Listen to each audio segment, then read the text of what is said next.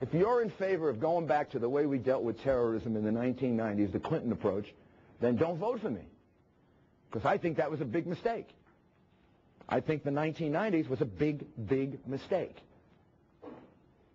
Now, I don't blame then President Clinton for that, because he didn't have the ability to be a prophet. None of us do. He didn't know September 11 was coming.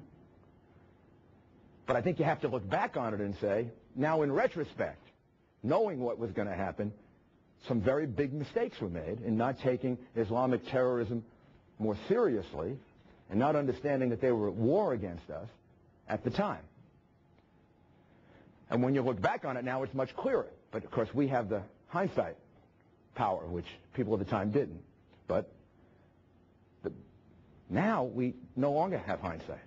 Now we know about September 11. Now we know that it's a mistake to play defense against terrorism. They just take more advantage of you. You got to be on offense. We've been safer since we've been on offense. Just objective results.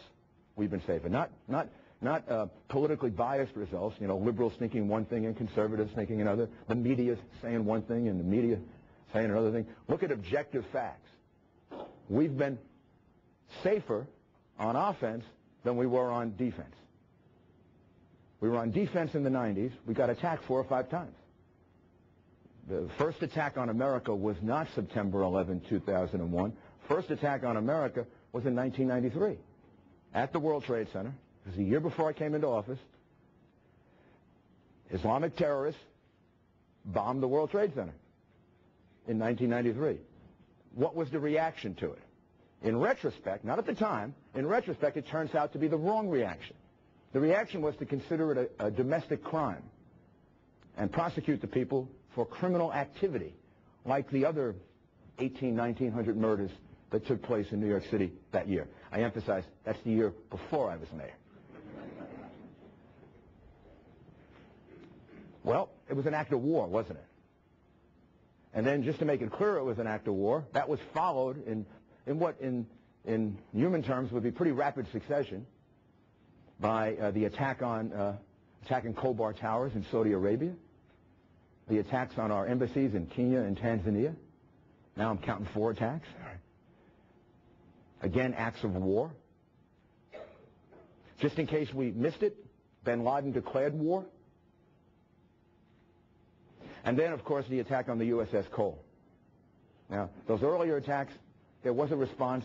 It was now, in retrospect, very, very insignificant. Empty fields, empty buildings, a day or two. Not the kind of reaction you have if you recognize that people were making sustained warfare against you.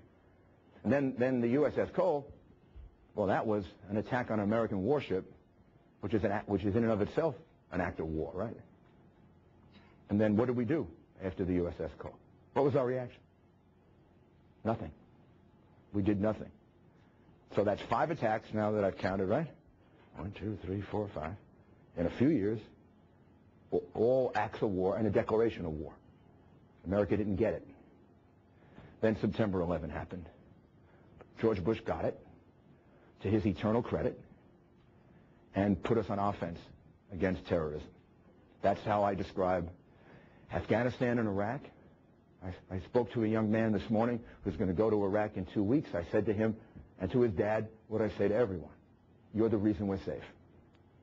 The reason we're sitting here today at GT Solar and we're safe is because they are sacrificing themselves in Iraq and Afghanistan.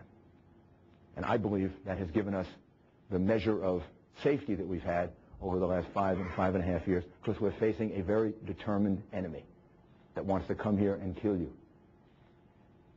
And they did in the 90s. They did in 2001. They haven't succeeded in the last 5.5 years. That is a credit to our being on offense. It's a credit to our military. It's a credit to our FBI. It's a credit to our CIA, our intelligence agency. It doesn't happen by accident. It happens because extremely dedicated, brave men and women put their lives at risk to protect you and don't get enough credit for it.